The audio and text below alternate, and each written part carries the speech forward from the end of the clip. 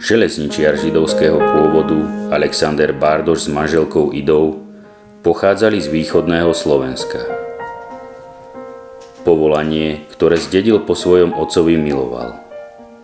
Po svadbe dostal ponuku prevziať miesto správcu železničnej stanice v Oravskom Podbieli. Manželia praktizovali židovský spôsob života. Boli však jedinou židovskou rodinou v dedine, nuž zachovávali ho možno menej prísne ako rodiny žijúce v spoločenstvách. V Podbieli sa im narodili traja synovia: Juraj, Ladislav a pár mesiacov pred koncom prvej svetovej vojny uzrel svetlo sveta Edmund.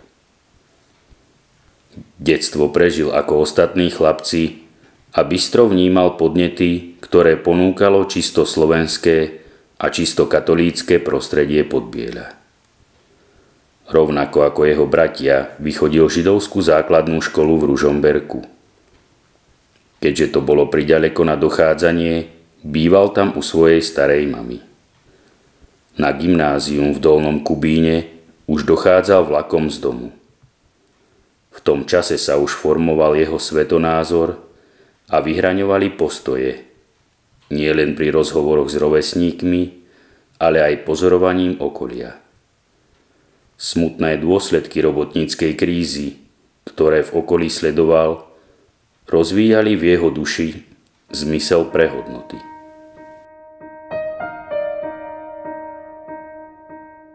Po maturite v roku 1938 sa prihlásil na Vysokú školu technickú. V nasledujúcom roku dosiahol vek dospelosti, 21 rokov, a dal sa pokrstiť. Nasledoval tak brata Juraja, ktorý bol pokrstený už o 2 roky skôr. Rodičia prijali správu pokojne, aj keď podľa židovského zákona ho mali vylúčiť z rodiny, neurobili to. Zakrátko nasledovalo ďalšie vážne rozhodnutie. Prihláška do kňazského seminára. Na ceste ku kňazstvu ho ovplyvnilo viacero osôb, no určite k ním patrili kamaráti z Podbieľa, bohoslovci Peter Adamčiak a Ľudovít Ševčík. Jeho presvedčenie muselo byť veľmi zjavné, keďže otec biskup Vojtašák ho do seminára prijal ako sotva polročného konvertitu. Pre Edmunda sa tak začala nová životná etapa. Zmenil prostredie, štúdijné predmety i spôsob života. Po náročnom štúdiu bol 18. júna 1944 ordinovaný za kňaza Kristovho otcom biskupom Jánom Vojtašákom v katedrále svätého Martina v Spišskej kapitule. Jeho primície boli radostnou udalosťou pre Podbieľ i pre rodičov, ktorí medzi tým tiež prijali krst spolu so synom Ladislavom. Radosť celej rodiny však narúšala vojna, ktorá sa síce chýlila ku koncu, no po vypuknutí povstania začala odhaľovať svoju najohavnejšiu tvár. Prvé kaplánske miesto čakalo Edmunda v Zubrici, ktorá vtedy ešte patrila ku Slovensku. V tomto neľahkom čase tu bolo potrebné byť pre ľudí svetlom a oporou.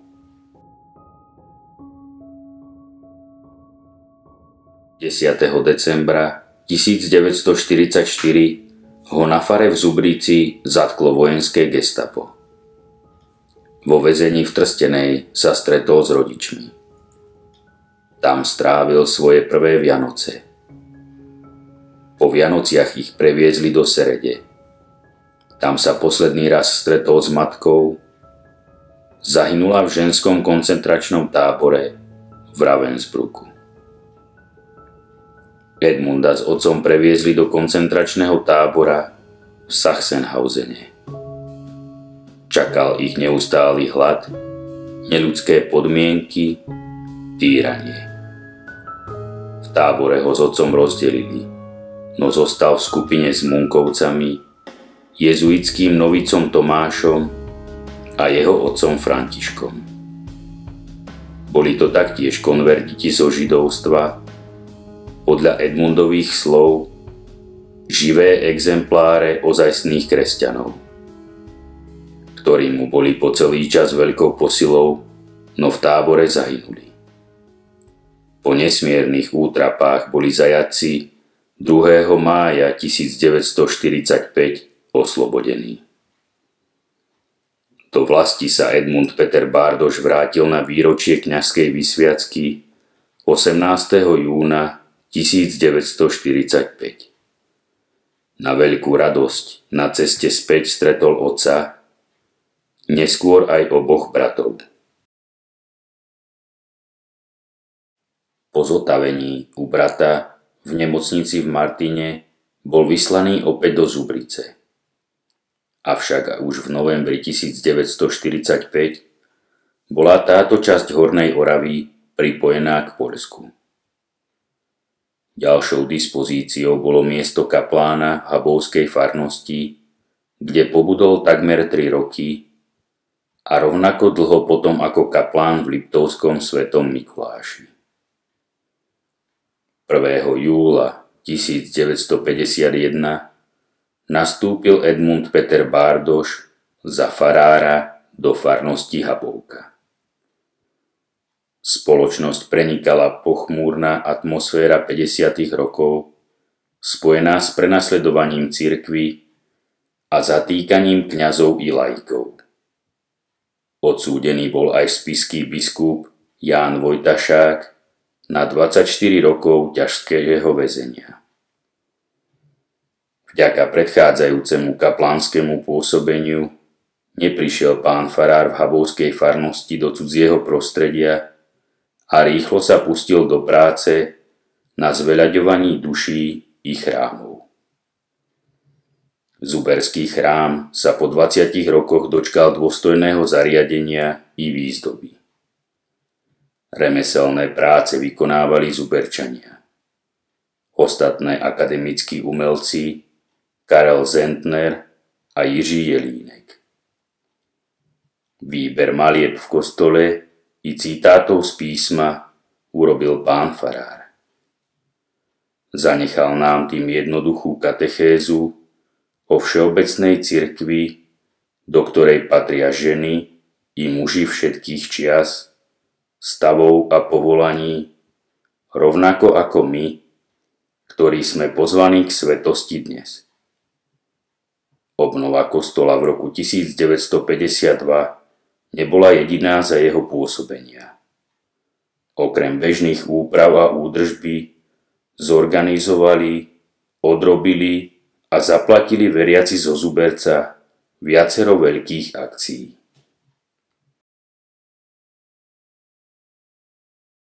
Pastoračné pôsobenie farára Bárdoša znamenalo pre cirkevnú obec v Zuberci veľkú zmenu. Po 2 desaťročiach od posviacky sa začali v Zuberskom kostole slúžiť sväté omše. Zo začiatku malá omša každú druhú nedeľu, potom striedavo, raz malá, raz veľká, napokon pribudli sväté omše aj v útorok a vo štvrtok. Pravda, liturgia bola celkom iná ako dnes. Do polovice 60. rokov sa sväté omše slúžili v latinčine, pričom kňaz stál chrbtom k ľuďom. Oveľa náročnejšia úloha pre ministrantov a ťažšie sústredenie sa na svätú omšu, pri ktorej ľudia rozumeli skôr gestám ako slovám. Akou veľkou úľavou bolo dielo liturgickej obnovy po druhom Vatikánskom koncile. A pán farár Bárdoš uvádzal všetky zmeny takmer okamžite do platnosti, či to bola úprava chrámu, ambóna a obetný stôl, či zavedenie lektorskej služby laikov, neskôr aj s radou žien, nové krstné, sobášne a pohrebné obrady i rozdávanie svätého prijímania laikmi. Pán farár Bárdoš zostal v pamäti mnohých ako jedinečný kazateľ, ktorý dokázal svojimi príhovormi upútať všetkých od detí po intelektuálov. Asi sa nenájde veľa pamätníkov, ktorí by si nespomenuli na nejaký príklad z jeho príhovorov. Drahí bratia, sestry, drahí moji farníci, drahí veriaci v Kristu. Vítam vás v túto svätú noc na polnočnej slávnosti našej farskej rodiny. Vítam vás všetkých, čo ste sa odobrali z domu, od rodinného tepla a pohody. Prišli ste do chrámu. Vítam vás osamelých, čo ste mali dnes za spoločníkov svoje spomienky staré. Vítam vás i vás, ktorí ste v uplynulých rokoch stratili vieru v Boha. Vítam vás všetkých, ktorí ste stratili dôveru v dobrotu ľudskú. Všetkých vás vítam. Aby som vám oznámil, že všetkému ľudu ukázala sa dobrota Božia. Narodil sa na svet vykupiteľ, aby nás všetkých zachránil. Možno, že ma poslúchaš s nedôverou. Ty človek z doby technického pokroku veľkého, revolúcie. Poslúchaj ma. Boh sa nerodí ani nezomiera. Rodí sa Božie slovo a stáva sa telom. Rodí sa Boží človek, aby svojim novým slovom oslovil tvoj nepokoj. Aby ti dal nazrieť troška ďalej, ako ti môže ukázať tvoja vyspelá technika. Aby ti ukázal tam to, čo poľučťuje všetko. A to je láska. A ten Boh, to je tá láska, čo všetko poľučťuje.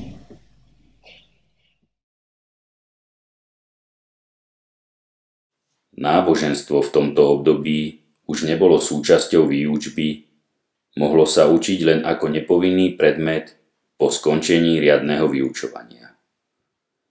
Pán farár vyučoval náboženstvo všetkých žiakov základnej školy v Habovke i v Zuberci. Naraz učil aj 80 detí. Pri výučbe sa prejavil ako rodený pedagóg. Keď bolo pekne, vyučoval v prírode. Vedel deti zaujať rozprávaním a čítaním príbehov. Krásne kreslil a vytvoril doslova kreslenú metodiku, aby si deti podľa obrázkov dokázali zapamätať všetky prikázania a dôležité ponaučenia. Postupne využíval aj novú techniku, aby deti čo najviac upútal. Uvedomoval si, že táto príprava je základom nielen pre prvé sväté prijímanie, ale aj pre ďalšie sviatosti.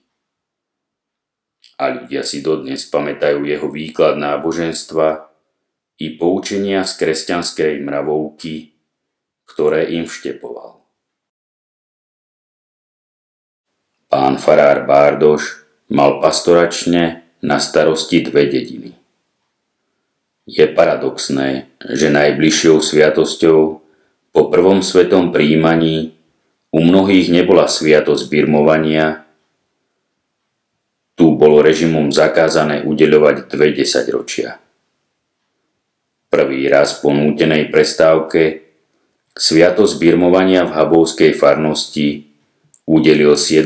septembra 1969 nový spišský ordinár, kapitulný vikár Jozef Ligoš, 730 birmovancom z Habovky a zo Zuberca. Aj keď odvtedy bývala birmovka častejšie, spravidla to bolo pre viac ako 300 birmovancov. Aj takúto náročnú prípravu zvládal pán farár bez problémov, obvykle v nedeľu po obede pri katechézach v kostole. Na sviatosť manželstva pripravoval súčasne viacero párov a neraz ich aj spoločne sobášil. Podobne to bolo aj pri krstných poučeniach a krstoch. Jeho jednoduché rady sa týkali nielen života z viery, ale aj praobyčajnej ľudskej slušnosti a vďačnosti. A mnohí si ich nosia v srdci dodnes. Pri odprevádzaní farníkov na ich poslednej ceste nikdy nezabudol o ľuďoch povedať nejaké pekné slovo z ich života. Pán farár Bárdoš bol osobnosťou, ktorá presahovala hranice farnosti. Navštevovali ho predstavitelia kultúrneho i duchovného života nielen zo Slovenska, ale aj zo zahraničia. V priebehu nakrúcania slovenských filmov ho nikdy neobyšli režisér Štefán Uher či Jozef Króner. K blízkym patril napríklad aj filozof Ladislav Hanus, lekár a filozof Pavol Strauss i kňazi z okolia. Postupne pribúdali predstavitelia skrytej cirkvi. Po primíciách Williama Kurilu v roku 1971 začali prichádzať jeho priatelia z mládežníckych spoločenstiev z Bratislavy, ktorí podchytili tunajšiu mládež. Nadviazali kontakt s pánom farárom, ktorý si ich obľúbil. Patril k ním aj lazarista Ján Hutira, kresťanskí aktivisti Silvester Krčméry, Vlado Jukl i horliví kňazi a neskorší biskupy Rudolf Baláš, František Rábek či Tomáš Galis. Pravidelným hosťom bol pán farár Gazda. No aj ďalší kňazi z okolia patrili k priateľom: Štefan Figura, Vincent Dorník, Jozef Ligoš a predovšetkým Štefan Šmálik, ktorý mu bol spovedníkom a mal k nemu synovský vzťah. Celkom netradičným spôsobom sa začalo priateľstvo s nemeckým kňazom Ludwigom Štéglom. Pán farár mu umožnil slúženie svätej omši v Zuberci, za čo bol podmienečne odsúdený.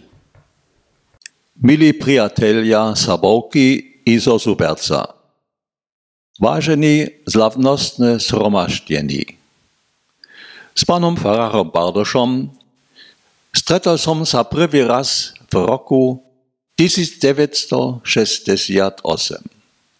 Srdečne ma privítal a porozprával so mňou po nemecky. Bol som veľmi rád, lebo vtedy som ešte nerozumiel po slovensky. Prekvapený som sa ho opýtal, kde ste sa učil nemčinu?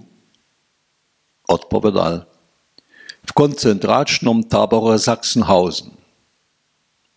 To urobil vo mne hlboký dojem. Nemal žiadne predsudky.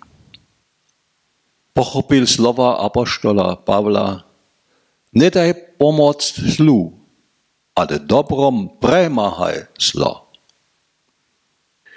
Jedného dňa vstúpil s nami na Lúčnu. Pritomný bol aj pán farár Peter Ťapak z Oravského Podbiela. Tam hore pán farár Bardoš ukázal do diaľky a povedal: keď oslavujeme na nelebovsácie Panny Márie, rád vstupujem na Ostrý Roháč. Tam ja cítim nebo bližšie. Mal pravdu. Ako v nebi, tak i na zemi. Pana farára Bardoša sprevádzal vždy svoj verný pes Brutus. Pan farár nazýval ho smejúci za môj malý Havko. Keď bol ustanovaný tanab, nemohol byť pritomný. To nám obidvom bolo veľmi ľúto. Pochopiteľné. Pán farár Bardoš mi požičal aj svoje auto, keď môj Wartburg bol vo servise v Dolnom Kubíne. Bez úvahy a bez starosti. Aj teraz poviem, ďakujem. To bolo ešte za komunizmu. Chcel s mojimi farníkmi slúžiť svätú omšu v kostole. Pán farár Bardoš súhlasil, ale zavrel dvere počas bohoslúžby. Lebo vedel, štát to nedovolil, ale to zobral na seba. Deo gratias.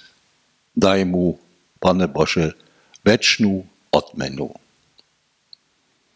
Keď som navštívil pána farára Bardoša s našimi rodinami z Nemecka na fare, srdečne a pohostinne nás privítal. Deti dostali kakao a dospeli na výber kávu. Vďaka. Každý z nás má svoj vlastný obraz od pána farára Bardoša. Tak, ako som ho poznal ja, nosím ho v pamäti. Viac v srdci. A keď navštevujem jeho hrob, zapálim tam sviečku a pošepkám: Bohu ďaká. Srdečne vás pozdravuje z Magdeburgu váš Ludvík Štegl, farár. Edmund Peter Bardoš mal nezvyčajne široké záujmy a koníčky. Od mladosti bol športovcom, rád hrával obzvlášť volejbal. Dobre sa vedelo o jeho vášni pre rybačku, ešte aj zuberskí emigranti mu z Ameriky posielali háčiky na Lipne. Po nástupe do farnosti založil Červený kríž a jeho hliadka mladých dievčat vyhrala okresnú súťaž. Stalo sa to však trňom v oku okresným súdruhom a tak sa kňazi museli vzdať vedenia pobočiek Červeného kríža. Najväčším magnetom však bola pre neho príroda a hory. Tu sa cítil byť v Božích rukách. Vzhľadom na to, že pán farár zavčasu prišiel o svojich rodičov, vytvoril si svoj nový domov na fare. Neodmysliteľne doň patrila domvedúca Katarína Drdáková, o ktorej vravel, že mu bola ako matka. K tomu teta Cilka Pilarčíková, pomocník Ignác, ktorého priviedol do Zuberca so sebou. Jeho charakterové črty, precíznosť, presnosť, pevná vôľa a zmysel pre poriadok mu umožnili prekonať všetky ťažkosti dlhoročnej pastorácie. Zároveň sa však občas dostával do stretov s farníkmi, pre svoju výbušnú náturu. Svoju chybu však vedel oľutovať i ospravedlniť sa. Neskôr sa mu rodinou stali reholné sestry Kongregácie Svätého Kríža, ktoré mu prišli po roku 1990 na výpomoc. Olivia Slodková ako domvedúca a Gema Hucíková ako katechétka. Po odchode sestry Gemy do Rumunska prišla sestra Ulrika Spišiaková. Vystriedala ju sestra Viola, ktorá pána farára doopatrovala. Ja keď som prišla tu do Habovky v roku 1990, tak som poprvý raz videla aj pána farára, lebo som nemala možnosti sa s ním stretnúť predtým. No a keď som prišla, tak sa mi veľmi páčilo to spoločenstvo na fare, teda Cilka, pán farár Breško, ale boli to ľudia, ktorí ma tak veľmi srdečne prijali a mne to v duši tak veľmi dobre robilo, lebo keď netvárili sa ako, že nepoznajú, ale že hneď ako prijal ma pán farár do toho spoločenstva. Tak, no potom prišla aj sestra Olivia, ja som prišla 1. alebo pred 1. a ona prišla 6. januára. A to sme boli také spoločenstvo, taká rodina. Pán farár, sestra Olivia bola staršia, no a ja som bola ako najmladšia a Cilka ešte staršia. No a potom ja som mala teda učiť aj v Habovke, boli 4 triedy a potom som učila aj Zuberci. No a pán farár, on plne ma nechal učiť. Nerobil mi nikdy kázne, že ako to mám učiť, alebo tak. Skôr som sa ho ja pýtala, že by mi poradil, aby som to tak dobre učila. A on mi to, veď za vami deti idú, vy to dobre učíte, že čo vás treba ako tak kontrolovať, alebo tak. Ale vždy som sa rada vracala z tej školy medzi našich na faru a pán farár vždy bol taký zvedavý, ako sa mi učilo, čo som učila, poslúchali vás tí deti. On sa taký ako matka, zároveň otec. A čo sa týka jeho, tak som vždy na ňom obdivovala. On keď sa chystal do kostola, keď jeho povinnosť bola niečo, a keď aj na náuky, krsto alebo sobášu, on už bol pripravený. Keď povedal o tej hodine, už bol pripravený. Keď povedal, vtedy bude svätá omša, už bol pripravený. No, sestrička Olivii, on väčšinou s ňou chodil, už ideme. Keď som prišla, tak sa vtedy ešte učilo po obede. A tej triede, to boli spojené triedy, takže tie deti sedeli na zemi, na parapetách, na oknách. Ja sama v tej triede som sa cítila, lebo to boli už aj takí aj mladenci, niektorí tí siedmaci. A keď som prišla medzi toľké deti, tam až taký mráz prenikol, ale Duch Svätý tak vždy. A pán farár, keď prišiel domov z toho náboženstva, vždy tak ešte nám hovoril, že sestričky, ešte dýcham, že už nevláda, veď on už mal svoje roky. Tak bol aj unavený aj z toho možno koncentračného tábora, keď spomínal, čo všetko tam museli vytrpieť, tak som si tak uvedomila, že ja som bola mladá, som unavená a on starší a musel byť unavený tiež aj z toho rozprávania, aj tú svätú omšu, aj zo spovedania, aj tak. Ale všetko veľmi rád robil. Mal takú hupaciu stoličku, také kreslo a on sa tam, aj breviár si zobrala, tam sa modlívala. Tak som tak raz prišla za ním a on práve sa modlil, ešte bol a tak som myslela, že či už nekončí, tak som počula, jak sa modlí, že prosím ťa, Ježišu, že aj za tie moje ovečky, že iď aj tam, kde ťa nevolajú a žehnaj tieto rodiny, že naozaj si to bral tú kňazskú túto, že aj obetovali to aj to utrpenie, veď bol tak sa snažil to prijímať z Božích rúk a nemal to ľahké, teda tie. No a potom aj ten pôza bol taký, hoci by si bol mohol dovoliť povedať, tak toto mi pripraviť, lebo čo navarila sestrička, so všetkým bol spokojný. A vedel si aj zase z toho ešte odoprieť, povedala sestrička, pán farár, ešte si trošku dajte, on, sestrička, keď ti najlepšie, tak nás to učili, keď ti najlepšie chutí, vtedy prestaň, také mal zásady. Pravdepodobne dôsledkom chybného mechanizmu elektrického zvonenia jeden zo zvonov na Zuberskom kostole praskol. Za tohto stavu bolo v 90. rokoch 20. storočia nutné situáciu zvonov v Zuberci riešiť. Podnet na to dal v decembri 1994 Edmund Peter Bárdoš, bývalý správca farnosti Habovka, ktorý bol v tom čase na dôchodku a vo farnosti vypomáhal. Za obstarávania zvonov sa ujala skupina veriacich. Pán farár pritom veľmi intenzívne spolupracoval. Akciu nielen inicioval, ale aj zdieľal. On sám vybral zvonom ich mená. Svätý Vendelín, Sedembolestná Panna Mária, Svätý Cyril a Metod, Svätý Jozef. Vybral aj návrhy na ich výzdobu a nápisy, ktoré nesú.